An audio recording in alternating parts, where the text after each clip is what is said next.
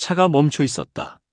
새벽 3시 터널 출구 갓길에 시동이 꺼진 채로 비상등만이 깜빡이고 있었다.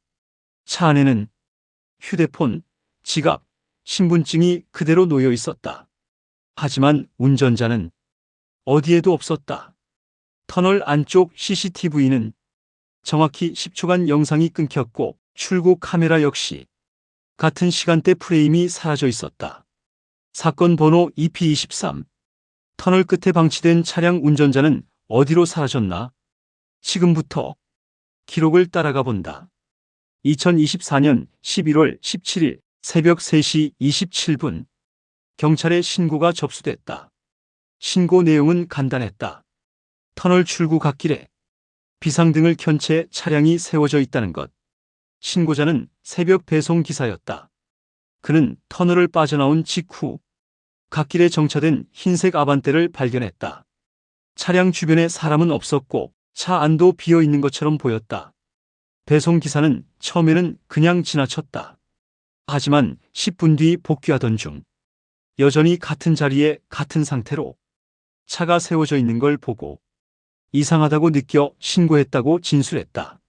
새벽 3시 34분 첫 경찰 차량이 현장에 도착했다. 경찰이 확인한 차량 상태는 다음과 같았다. 시동은 꺼져 있었다. 하지만 비상등은 켜져 있었다. 운전석 문은 잠기지 않은 상태였고 조수석과 뒷좌석 문은 모두 잠겨 있었다. 차량 내부를 들여다본 경찰은 조수석 홀더에 꽂힌 휴대폰을 발견했다. 센터 콘솔에는 지갑이 놓여 있었고 그 안에는 신분증이 들어 있었다. 차량은 갓길 흰선 안쪽에 정확하게 정차돼 있었다. 타이어 자국을 살펴본 결과 급제동이나 급회전의 흔적은 보이지 않았다.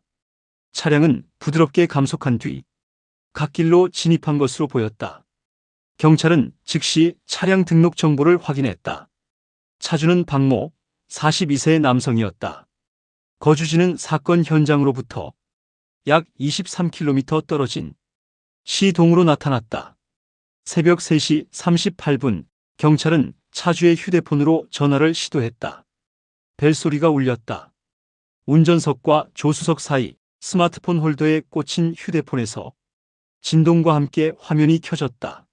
하지만 전화를 받는 사람은 없었다. 새벽 3시 41분 경찰은 차주의 자택으로 연락을 시도했다. 가족은 집에 없었다. 부인은 뒤늦게 경찰서로 와서 박모가 전날 밤 10시 30분경 친구를 만나러 나간다고 말하고 집을 나섰다고 진술했다. 돌아올 시간은 명확하지 않았다. 새벽까지 귀가하지 않는 것이 드문 일은 아니었다고 부인은 말했다. 특이사항은 없었다고도 덧붙였다. 새벽 3시 52분 현장 수색이 시작됐다. 터널 내부와 터널 출구 주변 500m 반경 인근 산림도로 일대를 경찰과 소방대원이 샅샅이 뒤졌다. 하지만 박모는 발견되지 않았다. 새벽 4시 10분 경찰은 이 사건을 실종 사건으로 분류하고 본격적인 수사에 착수했다. 같은 날 오전 9시 경찰은 차량 내부 정밀 감식을 실시했다. 연료 게이지는 4분의 1 정도 남아 있었다. 주행거리계는 23만 1442km를 가리키고 있었다. 내비게이션 화면에는 최근 목적지 설정 기록이 없었다. 히터는 꺼져 있었고 음악도 꺼져 있었다. 와이퍼도 작동하지 않은 상태였다. 경찰이 시동을 걸어본 결과 엔진은 정상적으로 작동했다. 차량에는 기계적 이상이 없었다. 차 안에서 발견된 물품들도 하나씩 확인됐다. 휴대폰 배터리는 72% 남아 있었으나 잠금 해제는 되지 않았다. 지갑 안에는 현금 18만 원과 신용카드 3장 그리고 신분증이 그대로 들어 있었다. 조수석 글로브 박스에는 차량 등록증이 보관되어 있었고 센터 콘솔에는 반쯤 소진된 담배 한 갑과 라이터 한 개가 놓여 있었다.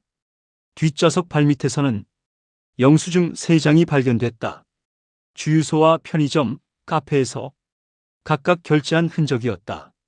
가장 최근 영수증은 11월 16일 밤 11시 42분 터널에서 약 6km 떨어진 편의점에서 결제한 커피와 삼각김밥이었다. 지갑 속 현금과 카드는 모두 그대로 있었다. 누군가 금품을 노린 흔적은 전혀 보이지 않았다. 경찰은 박모의 휴대폰, 통신 기록을 확보했다. 통신사로부터 받은 데이터를 분석한 결과 박모의 마지막 발신 전화는 11월 16일 밤 11시 38분 친구 김모에게 걸었던 통화였다.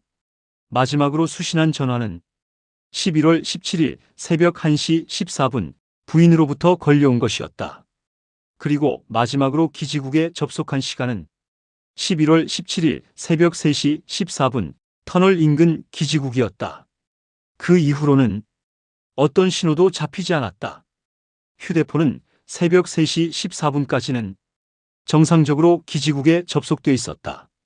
하지만 그 이후로는 완전히 꺼진 것처럼 신호가 사라졌다. 경찰은 박모의 최근 행적을 추적했다. 11월 16일 밤 10시 30분 박모는 집을 나섰다. 밤 11시 5분경 친구 김모를 만나 근처 카페에서 약 30분간 대화를 나눴다. 김모는 경찰 조사에서 박모가 평소와 다르지 않았다고 진술했다. 특별히 불안해하거나 서두르는 기색은 없었다고 말했다. 대화 주제도 주로 일상적인 것들이었다고 했다. 밤 11시 40분경 김모와 헤어진 박모는 편의점에 들러 커피와 삼각김밥을 구매했다. 그리고 차를 타고 이동했다. 이후 행적은 정확히 파악되지 않았다. 다만 새벽 3시 12분경 터널 출구 갓길에 차량이 발견됐다. 그 사이 약 3시간 30분 박모가 어디로 갔는지, 무엇을 했는지, 누구를 만났는지는 기록에 남아있지 않았다. 경찰은 박모의 직장 동료들과 친구들, 가족들을 상대로 광범위한 조사를 실시했다. 특이사항은 나오지 않았다. 금전 문제도 없었고 인간관계에서 갈등도 없었다. 건강상 문제도 확인되지 않았다. 실종의 동기가 될 만한 요인은 어디에도 보이지 않았다. 11월 18일 오전 경찰은 법원의 영장을 발부받아 박모의 휴대폰을 강제로 잠금 해제했다. SNS 메시지는 평범한 일상 대화들 뿐이었다. 최근 통화 기록도 가족과 친구, 직장 동료들과의 일반적인 연락이었다. 최근 검색 기록을 확인해 보니 날씨 정보와 뉴스, 맛집 정보 등 특별할 것 없는 내용들이었다. 앱 사용 기록에서도 이상한 점은 발견되지 않았다. 휴대폰 내부 어디에도 실종의 단서는 남아있지 않았다. 다만 하나 이상한 점이 있었다. 박모의 휴대폰은 새벽 3시 14분 이후로 완전히 꺼져 있었다. 배터리가 72%나 남아있었음에도 전원이 차단된 상태였다. 누군가 전원 버튼을 눌러 의도적으로 끈 것인지 아니면 다른 어떤 이유로 신호가 끊긴 것인지 확인할 방법은 없었다. 11월 19일 오전 경찰은 현장 주변을 다시 한번 정밀하게 수색했다. 그리고 차량 외부에서 신발 자국을 발견했다. 신발 자국은 운전석 문 바로 옆에서 시작됐다. 그리고 터널 안쪽 방향으로 약 25m 정도 이어졌다. 자국의 형태를 분석한 결과 성인 남성이 신는 운동화로 추정됐다. 사이즈는 대략 270mm 정도로 보였다. 발자국 간격은 일정했다. 보폭이 약 70cm 정도로 고르게 유지되고 있었다. 급히 걷거나 뛴 흔적은 보이지 않았다. 신발 자국은 명확하게 찍혀 있었다. 누군가 천천히 차분하게 걸어간 것처럼 보였다. 경찰은 박모의 집에서 평소 즐겨 신던 운동화를 확인했다. 사이즈는 270mm였다.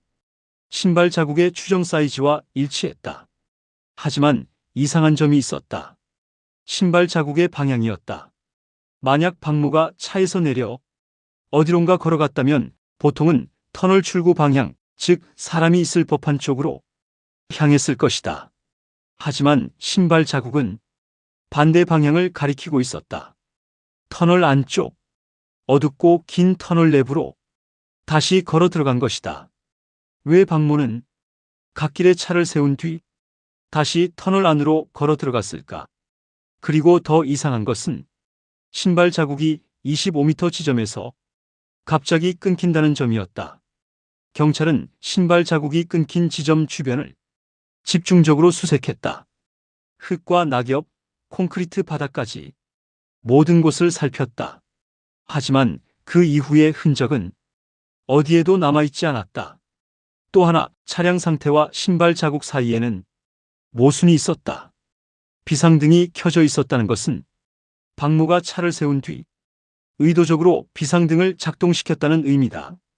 일시적으로 차를 세워두고 곧 돌아올 것을 예상했을 가능성이 있다. 하지만 운전석 문은 잠기지 않았다. 급하게 내렸거나 잠글 필요를 느끼지 못했거나 혹은 잠글 여유가 없었을 수 있다. 그런데 조수석과 뒷좌석 문은 모두 잠겨 있었다. 이것은 박모가 평소 운전 습관대로 출발 전 문을 잠갔고 내릴 때는 운전석만 열고 나갔다는 뜻이다. 즉, 계획적이고 의도적인 행동이었다는 것이다. 하지만 휴대폰과 지갑은 모두 차 안에 그대로 있었다. 휴대폰 없이, 지갑 없이 박모는 어디론가 걸어간 것이다.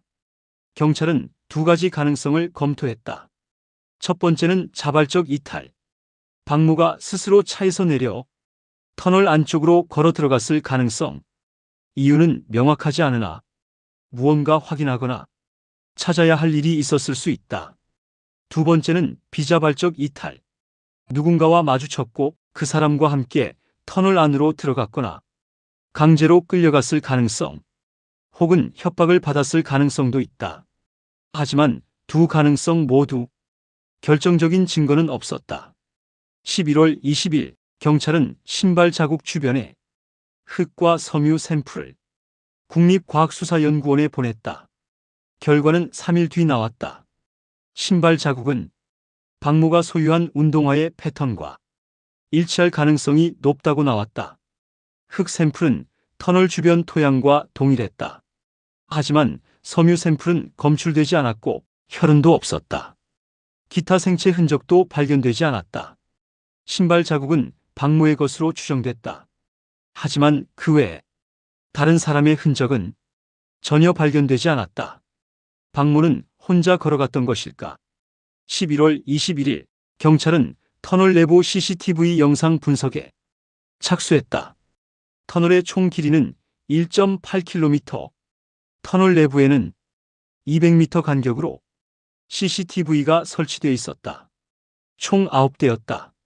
터널 입구와 출구에도 각각 한 대씩 카메라가 있었다.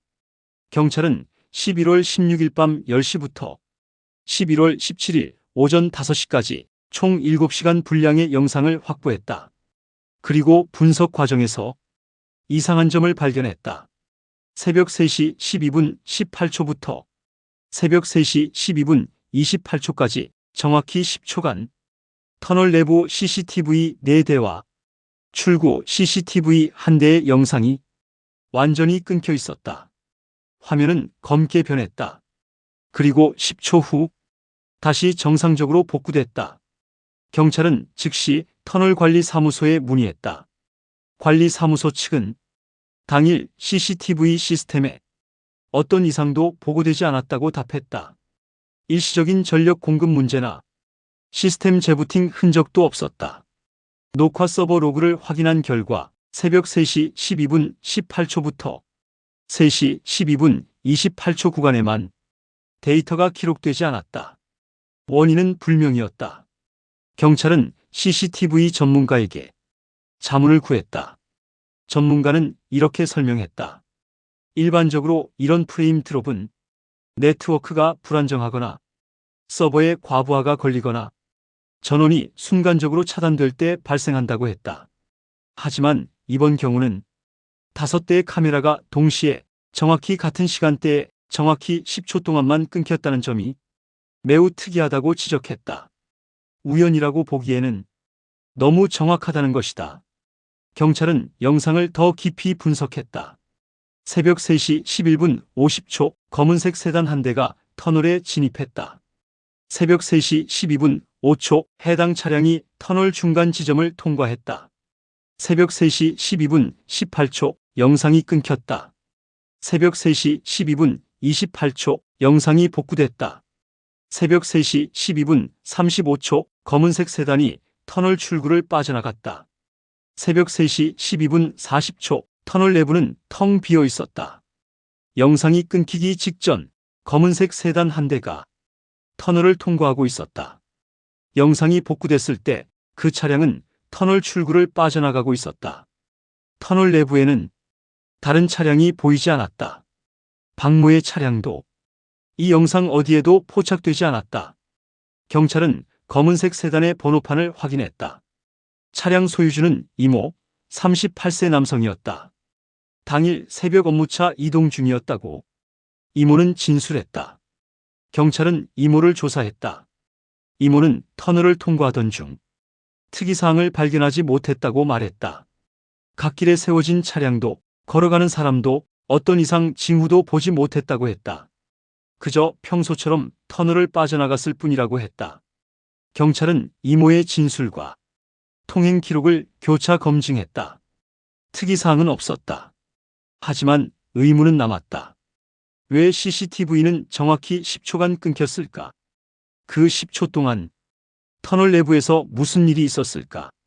박모는 그 10초 사이에 터널 안에 있었을까?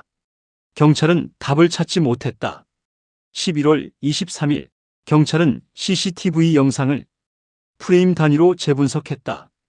끊기기 직전 마지막 프레임과 복구된 직후 첫 프레임을 비교했다. 끊기기 직전인 새벽 3시 12분 17초이 마지막 프레임에는 터널 내부에 검은색 세단 한 대만 보였다. 갓길은 비어 있었고 출구에도 차량이 없었다. 복구된 직후인 새벽 3시 12분 29초이 첫 프레임에는 검은색 세단이 출구를 통과하는 중이었다. 갓길은 여전히 비어 있었고 출구에도 다른 차량은 없었다. 10초 사이 화면상으로는 아무것도 변하지 않았다. 하지만 그 10초 동안 박모의 차량은 어디에 있었을까? 박모는 어디에 있었을까? 11월 24일 경찰은 박모의 이동 경로를 재구성하기로 했다. 마지막으로 확인된 위치는 터널에서 약 6km 떨어진 편의점이었다. 시간은 11월 16일 밤 11시 42분. 그 이후 박모가 어디로 갔는지는 명확하지 않았다. 경찰은 편의점 인근 도로의 CCTV를 확보했다. 영상을 확인한 결과 11월 16일 밤 11시 44분 흰색 아반떼가 북쪽 방향으로 진행하는 것이 포착됐다. 박모의 차량이었다. 하지만 그 이후로는 추적이 불가능했다. 인근 도로가 CCTV 사각지대였기 때문이다. 박모는 편의점을 나와 북쪽 방향으로 이동했다. 터널은 편의점에서 북동쪽으로 약 6km 지점에 있었다. 경로상으로는 박모가 터널 쪽으로 향했을 가능성이 있었다. 경찰은 터널까지의 경로상 주요 CCTV 지점을 확인했다. 하지만 박모의 차량은 어느 카메라에도 포착되지 않았다. 11월 25일 경찰은 터널 진입 CCTV를 집중적으로 분석했다. 터널 입구 CCTV는 진입하는 모든 차량을 기록하고 있었다. 경찰은 11월 16일 밤 11시 45분부터 11월 17일 새벽 3시 15분까지 총 3시간 30분 분량을 검토했다. 이 시간대에 터널로 진입한 차량은 총 27대였다. 하지만 박모의 차량인 흰색 아반떼는 기록이 없었다. 박모의 차량은 터널 진입 CCTV에 포착되지 않았다. 그렇다면 박모의 차량은 어떻게 터널 출구 갓길에 세워져 있었던 것일까? 경찰은 두 가지 가능성을 검토했다. 첫 번째는 CCTV 사각지대를 통한 진입. 터널 입구 CCTV는 진입로 정면을 촬영하지만 일부 각도에서는 차량이 프레임에 잡히지 않을 수 있다. 박모가 우연히 그 각도로 진입했을 가능성이 있었다. 두 번째는 10초 공백 중 진입. 새벽 3시 12분 18초부터 3시 12분 28초까지 CCTV가 끊긴 10초 동안 박모가 터널에 진입했을 가능성. 경찰은 두 번째 가능성에 더 무게를 뒀다. 만약 박모가 CCTV가 끊긴 10초 동안 터널에 진입했다면 그는 정확히 그 시간을 알고 있었거나 우연히 그 시간대에 진입한 것일 수 있었다. 하지만 이것은 또 다른 의문을 낳았다. 박모는 CCTV가 끊길 것을 미리 알고 있었을까? 누군가 의도적으로 CCTV를 끊었을까? 경찰은 터널 관리 시스템 해킹 가능성을 검토했다. 국립과학수사연구원 디지털 포렌식 팀이 터널 CCTV 서버를 분석했다. 분석 결과 외부에서 접근한 로그는 없었다. 악성 코드도 검출되지 않았다. 시스템 변경 기록도 없었다. 관리자 계정 접속 기록도 정상 범위 내에 있었다. 해킹 흔적은 발견되지 않았다. CCTV가 끊긴 이유는 여전히 불명이었다. 11월 26일 경찰은 신발 자국의 방향을 다시 한번 검토했다. 신발 자국은 차량에서 내려 터널 안쪽으로 이어졌다. 만약 박모가 터널 출구 갓길에 차를 세우고 터널 안쪽으로 걸어 들어갔다면 그는 무엇을 하러 간 것일까? 경찰은 신발 자국이 끊긴 지점, 즉 25m 지점에서 터널 입구까지의 거리를 계산했다. 약 1.6km. 박모가 터널 안쪽 1.6km를 걸어 들어갔을 가능성은 거의 없어 보였다. 그렇다면 신발 자국이 25m 지점에서 끊긴 이유는 무엇일까? 경찰은 현장을 다시 방문했다. 신발 자국이 끊긴 지점 주변을 세밀하게 관찰했다. 그리고 한 가지 사실을 발견했다.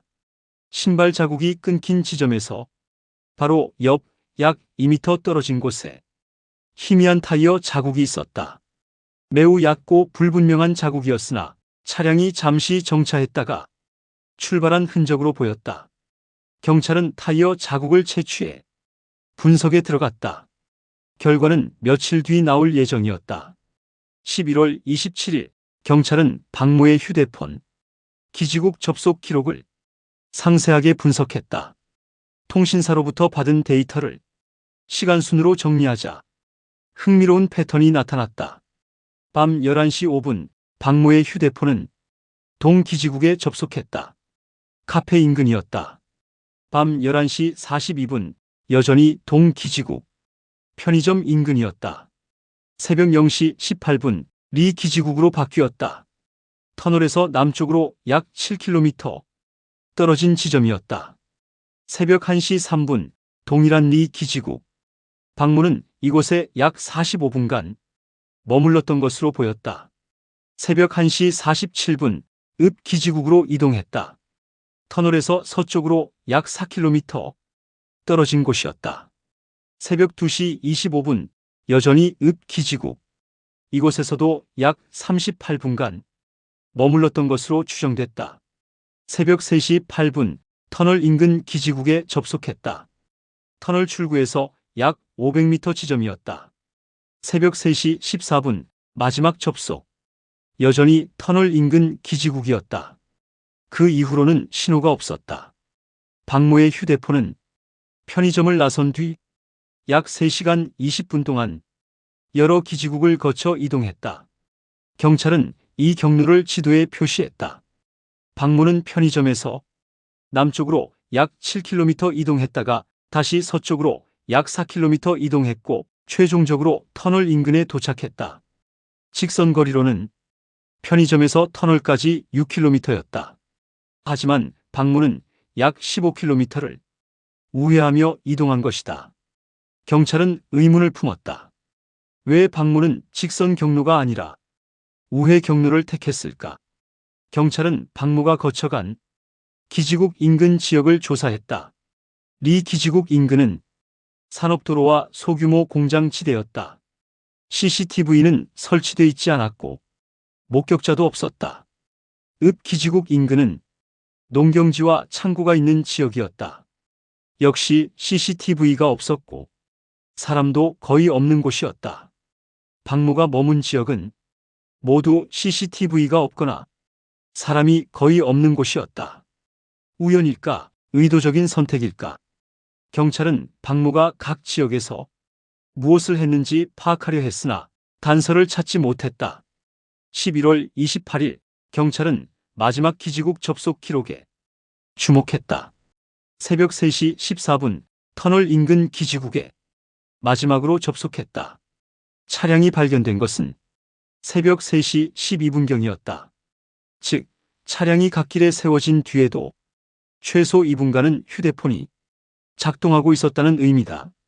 그리고 새벽 3시 14분 이후 완전히 신호가 끊겼다. 경찰은 두 가지 가능성을 검토했다. 첫 번째는 전원 차단. 누군가가 박모 본인이든 다른 사람이든 휴대폰 전원을 껐을 가능성. 두 번째는 물리적 차단. 휴대폰이 파손되거나 신호를 차단하는 환경으로 이동했을 가능성. 하지만 차 안에서 발견된 휴대폰은 외관상 아무 이상이 없었다. 배터리도 72%나 남아 있었다. 경찰이 휴대폰을 다시 켜봤을 때 정상적으로 작동했다. 그렇다면 누군가 의도적으로 전원을 끈 것일까? 11월 29일 경찰은 박모의 통화 기록을 재검토했다. 마지막 발신 전화는 11월 16일 밤 11시 38분 친구 김모에게 걸었던 통화였다. 통화 시간은 1분 32초. 경찰은 김모를 다시 불러 질문했다. 박모가 마지막으로 전화했을 때 무슨 이야기를 나눴는지 구체적으로 기억하느냐고 물었다. 김모는 답했다. 특별한 내용은 없었다고 했다. 박모가 집에 잘 들어갔냐고 물어봐서 잘 들어왔다고 답했을 뿐이라고 했다. 그냥 인사 전화였다고 했다. 경찰은 다시 물었다. 박모의 목소리나 말투에 평소와 다른 점은 없었느냐고. 김모는 잠시 생각하더니 이렇게 말했다. 조금 피곤해 보이긴 했지만 늦은 시간이었으니까 당연한 것 같았다고 했다. 경찰은 한 번 더 물었다. 박모가 어디론가 가야 한다거나 누군가를 만나야 한다는 말은 하지 않았느냐고. 김모는 고개를 저었다. 그런 말은 전혀 없었다고 했다. 경찰은 더 이상 단서를 찾지 못했다. 12월 1일 경찰은 수사팀 전체 회의를 열었다. 지금까지 수집된 모든 정보를 바탕으로 몇 가지 가설을 정리했다. 첫 번째 가설은 자발적 실종이었다. 박모가 스스로 차에서 내려 어디론가 떠났을 가능성. 이유는 명확하지 않으나 개인적인 사정이나 계획된 행동일 수 있다는 것이다. 근거는 이랬다. 박모는 비상등을 켜고 차를 세웠다. 이것은 계획적인 행동으로 보인다. 휴대폰과 지갑을 두고 갔다. 의도적으로 연락을 끊으려 했을 수 있다. 신발 자국이 일정한 보폭으로 이어졌다. 급한 상황이 아니었다는 의미다. 하지만 반론도 있었다. 가족과 친구, 직장 동료, 누구도 박모의 실종 동기를 찾지 못했다. 금전 문제도 없었고 인간관계 갈등도 없었다. 그리고 왜 터널 안쪽으로 걸어갔는지 설명이 되지 않는다. 두 번째 가설은 사고 또는 돌발 상황이었다. 박모가 차를 세운 뒤 갑작스러운 사고나 위험에 처했을 가능성, 심장마비나 발작 같은 건강상 응급 상황일 수도 있다. 근거는 이랬다. 휴대폰을 두고 갔다는 것은 급한 상황이었을 수 있다.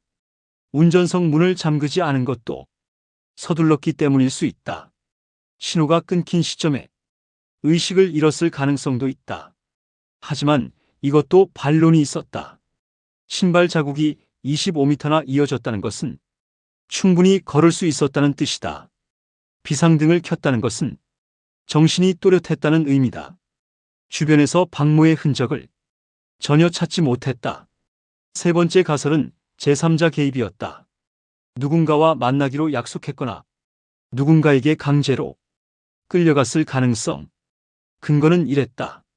우회 경로를 택했다는 것은 누군가를 피하거나 만나러 갔을 수 있다.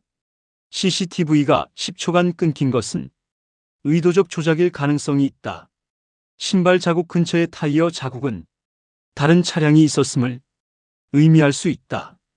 하지만 이것도 반론이 있었다. 박모의 휴대폰에서는 수상한 연락이 전혀 없었다. 제3자의 존재를 입증할 결정적 증거가 없다. 목격자 진술도 서로 상반돼 신뢰도가 낮다. 네 번째 가설은 우연의 일치였다. 박모가 개인적 이유로 차를 세우고 잠시 걸어갔는데 그 과정에서 사고가 발생했거나 예상치 못한 상황에 처했을 가능성. CCTV 공백은 기술적 오류이고 신발 자국 근처 타이어 자국은 무관한 차량일 뿐이라는 것이다. 근거는 이랬다. 명확한 범죄 증거가 없다. 복잡한 음모보다는 단순한 우연일 가능성이 더 높을 수 있다. 하지만 이것도 반론이 있었다. 너무 많은 우연이 겹쳤다. CCTV 공백 타이밍이 지나치게 정확하다. 경찰은 네 가지 가설 모두 결정적 증거가 부족하다고 판단했다. 12월 3일 타이어 자국 분석 결과가 나왔다. 타이어 폭은 약 215mm로 중형 세단 정도로 추정됐다. 패턴은 일반적인 여름용 타이어였다. 신발 자국과의 시간차는 추정할 수 없었다. 박모 차량의 타이어와 일치하지 않았다. 타이어 자국은 박모의 차량이 아닌 다른 차량의 것이었다. 하지만 그 차량이 언제 왜 그곳에 있었는지는 확인할 수 없었다. 12월 5일 경찰은 목격자 2명의 진술을 다시 한번 검토했다. 목격자는 새벽 배송 기사였다.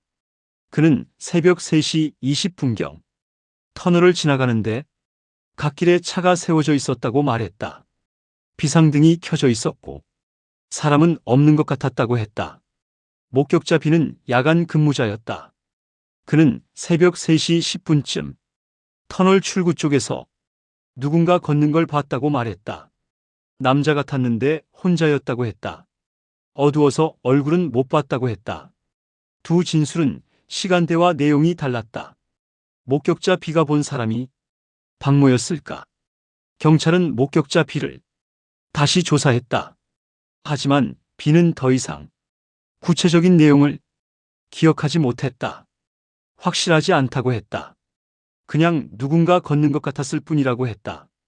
경찰은 B의 진술 신뢰도를 낮게 평가했다. 12월 8일 경찰은 공식 수사 결과를 발표했다. 발표 내용은 간결했다. 박모는 2024년 11월 17일 새벽 3시경 터널 출구 인근에서 실종됐다. 차량은 갓길에 방치되어 있었고 휴대폰과 지갑은 차 안에 그대로 있었다. 현재까지 박모의 행방은 파악되지 않았으며 실종 원인 또한 명확하게 밝혀지지 않았다. 수사는 계속된다. 발표는 짧았다. 기자들은 질문을 쏟아냈다. CCTV가 끊긴 이유가 무엇이냐고 물었다. 경찰은 현재로선 알 수 없다고 답했다. 제3자 개입 가능성은 있느냐고 물었다. 경찰은 배제하지 않고 있다고 답했다. 박모는 어디로 간 것이냐고 물었다. 경찰은 그것을 찾고 있다고 답했다. 경찰의 답은 모든 가능성을 열어두고 있었다. 12월 15일 박모의 가족은 독자적으로 민간조사단을 꾸렸다. 탐정과 실종자 가족 모임, 자원봉사자들이 모였다. 그들은 터널 주변을 다시 수색했고 인근 주민들을 재차 인터뷰했다. 하지만 새로운 단서는 나오지 않았다. 12월 20일 한 온라인 커뮤니티에 이 사건이 올라왔다.